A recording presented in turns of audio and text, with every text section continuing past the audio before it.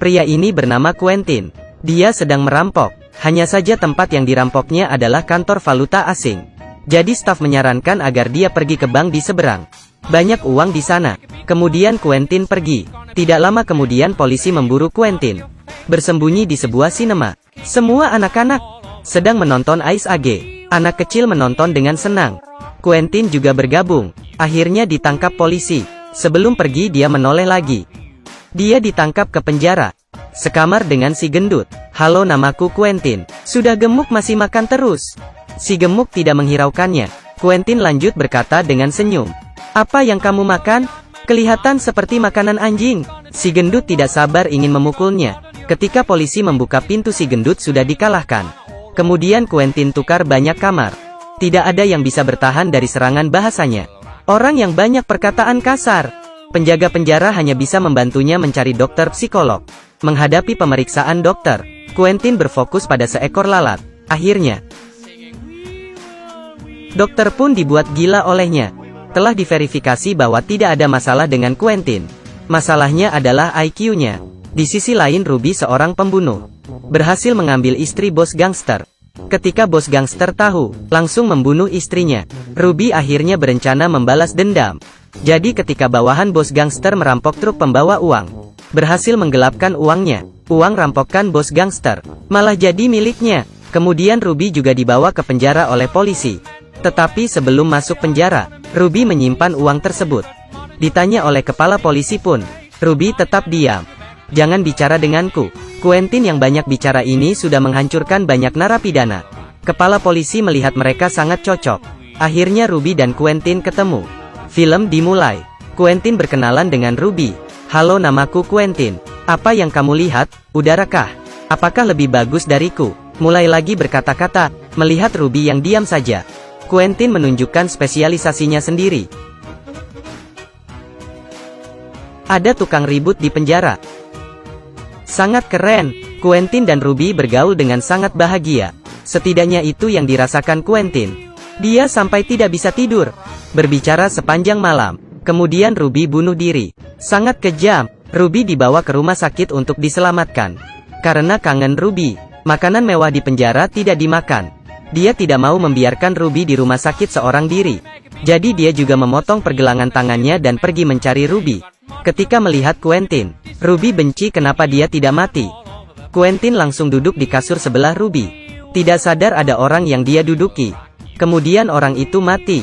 Akhirnya Quentin berhasil bertemu dengan Ruby dan tidur di sebelahnya. Ruby yang ditemani Quentin diam sepanjang hari. Dokter berkata pada Ruby jika dia tidak bicara, polisi akan mengirimnya ke rumah sakit jiwa.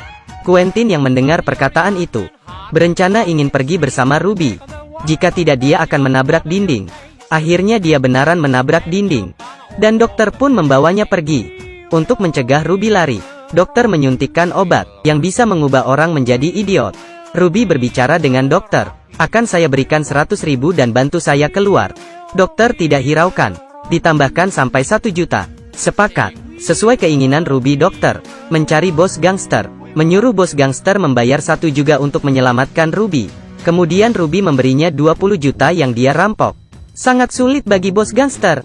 Istri dan uangnya dirampas, malah harus keluarin uang menyelamatkannya. Quentin yang di rumah sakit jiwa terus mencari Ruby. Dia sedih melihat Ruby yang pura-pura menjadi idiot. Berencana menyelamatkan Ruby.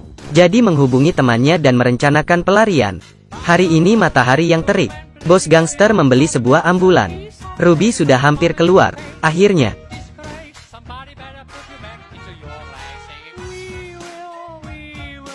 mendengar suara alarm, temannya meninggalkan mereka berdua dan melarikan diri.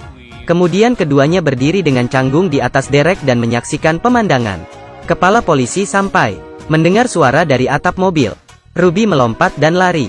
Kemudian, sekali lagi dan Quentin lari. Kerusakan mobil yang mendadak. Setelah keluar dari rumah sakit jiwa, Ruby merasa Quentin sangat pandai. Pasti agen dari pihak kepolisian. Ingin mencari 20 juta miliknya.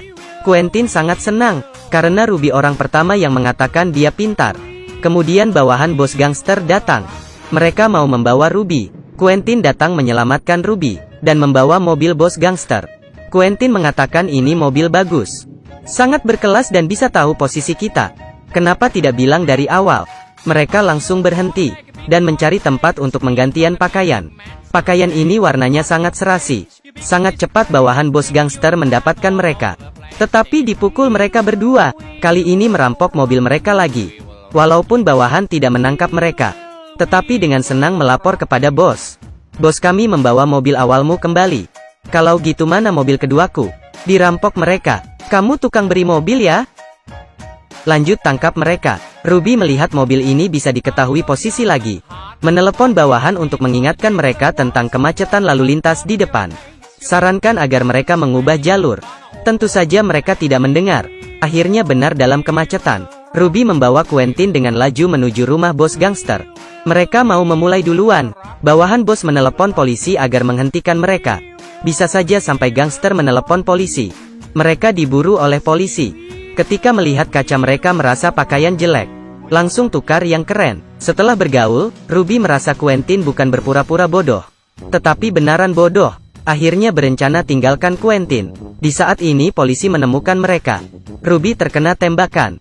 Quentin menyelamatkan Ruby lagi. Terakhir merampok mobil polisi. Dua perampok yang baru saja kabur dari penjara mengendarai mobil polisi melalui kota. Ruby merasa mobil ini terlalu mencolok. Akhirnya Quentin merampok mobil polisi lainnya. Ruby sangat marah. Untuk membujuknya akhirnya yang dirampok mobil bekas. Membawa Ruby ke warung untuk membalut lukanya. Quentin sangat senang bisa mengenal sahabat seperti Ruby. Sahabat. Tidak pernah ada yang menganggap Ruby adalah sahabat. Dia terharu. Tiba-tiba seorang gadis masuk.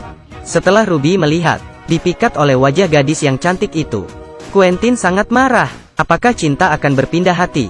Malam hari Quentin tidak bisa tidur. Dia ingin membantu Ruby, dan mencuri ponsel Ruby. Menelepon bos gangster, memberitahu posisi mereka. Dia ingin agar bawahan bos datang, dan berharap Ruby dapat sukses untuk balas dendam. Hari berikutnya Ruby ke makam untuk menggali 20 juta yang dia simpan sebelum masuk penjara. Membuat takut wanita tua yang pergi ke kuburan ketika dia keluar. Apakah dia hidup dari kematian? Hebat. Setelah menurunkan gadis, gadis itu berkata kepada Ruby soal Quentin yang menelepon bos gangster. Ruby segera melaju kembali ke warung untuk menyelamatkan Quentin. Benaran si bodoh ini dipukul. Ruby langsung memukul balik mereka, dan kemudian berpura-pura tertangkap, untuk balas dendam ke rumahnya. Akhirnya perang pistol. Film lebih dari 1 jam akhirnya mengantarkan pada pertempuran senjata. Pertempuran berakhir setelah 3 menit. Ruby ditangkap bos gangster. Tiba-tiba Quentin menembak, menyelamatkan nyawa Ruby. Tetapi Quentin malah kena 1 tembakan. Ruby dengan sedih memeluk Quentin. Akhirnya Ruby sadar, Quentin sangat penting baginya. Dia berjanji pada Quentin, pasti akan mendengarkan dia bicara lain kali. Membawanya kemanapun dia pergi, tidak membencinya. Mendengar perkataan Ruby, Quentin hidup kembali. Akhirnya polisi datang, melihat film yang mengharukan.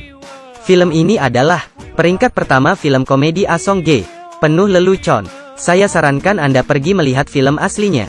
Tapi saudara Asong dengan baik hati mengingatkan, saat menonton jangan makan, karena akan ketawa terus. Film Ruby dan Quentin berakhir di sini. Baiklah, klik untuk ikuti. Film Asong tidak menakutkan. Sampai jumpa semuanya.